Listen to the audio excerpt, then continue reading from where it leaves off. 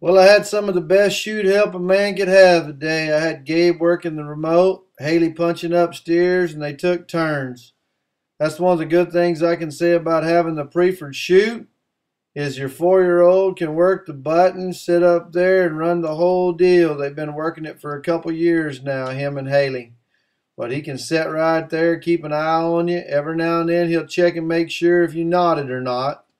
But I have to admit, I didn't have a real good day roping today. I missed quite a few, and I wish you could hear my wife's giggle and the smile on her face on that last head loop. My objective today was a little more control out of Dion. Felt like he'd done pretty good. I break down my practice sessions on the inside of the website, talk about each horse I ride, what my objective is, put it in slow motion, talk about what I do good, what I do bad. It's awful enjoyable to be able to rope every day at your house, have your family down there with you. Haley and Gabe rode a little bit today. They didn't rope. We had a 15-mile-an-hour wind, and it was blowing across the body from the left to the right, and it was a little tricky. Now, I didn't score very good, and I'll break down what all happened there. Steer beat me out of the gate, but my wife pulled off the highlight shot.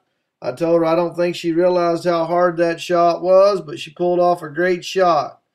Now, I have two head horses that I really enjoy roping on, and my wife used to head all the time. I told her the other day probably need to have her start heading a little bit so she can rope in some of the higher number ropings.